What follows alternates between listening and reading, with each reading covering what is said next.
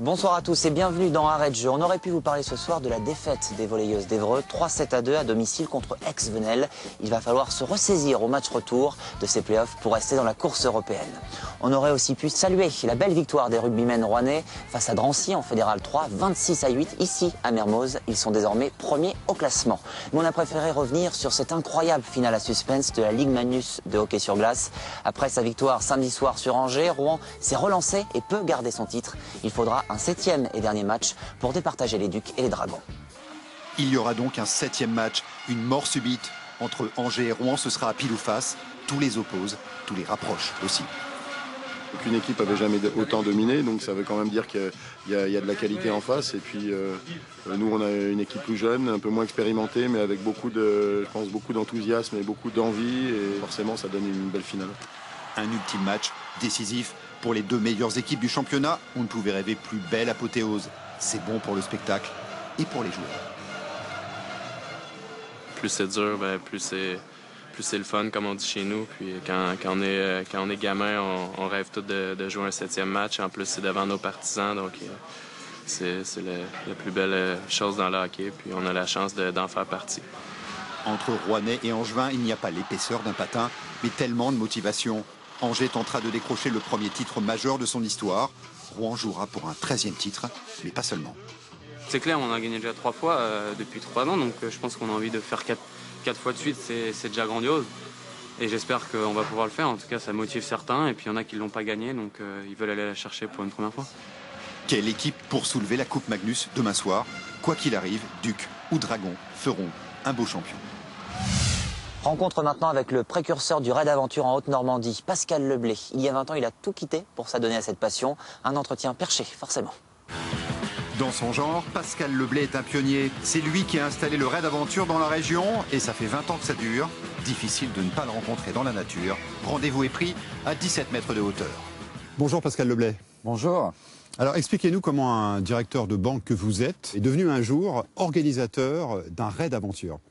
Eh bien, il y a 20 ans que cette passion m'est arrivée lors d'un raid gauloise. J'étais tout simplement participant.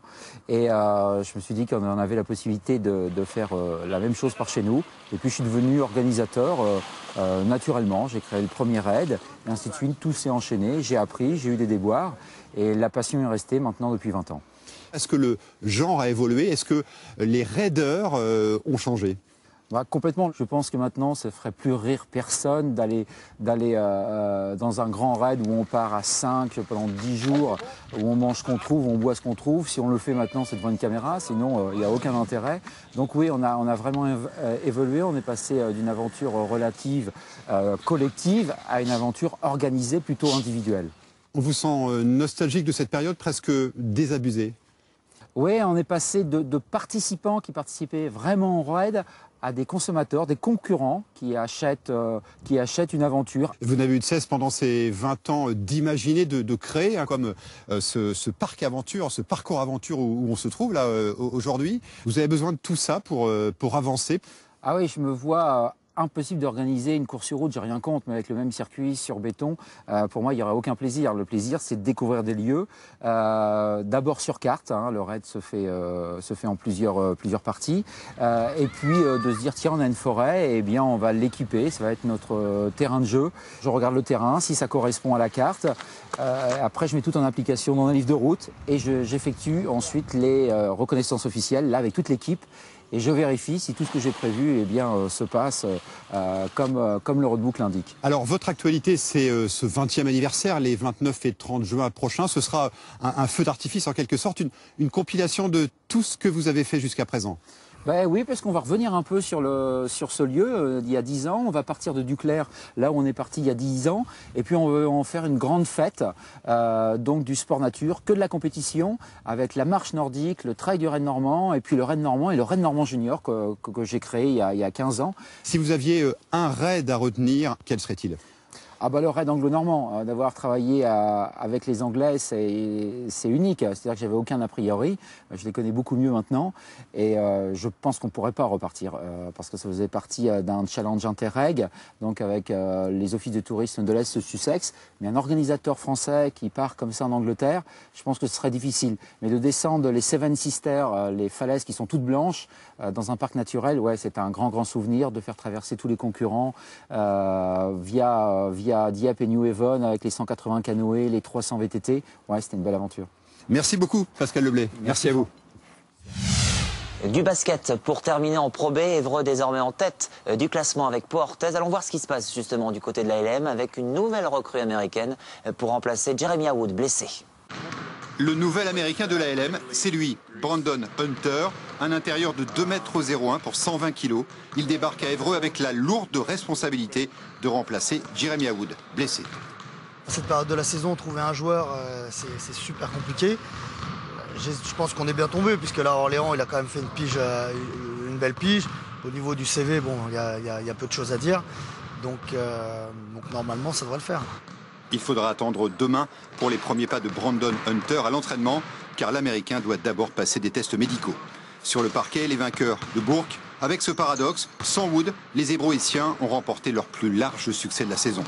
Clin d'œil du calendrier, le meilleur ennemi rouennais se déplacera vendredi à Pau Orthez, chez l'autre leader. Et pour le coup, Rémi Valin sera le premier supporter du SPO et de son ami Philippe Da Silva.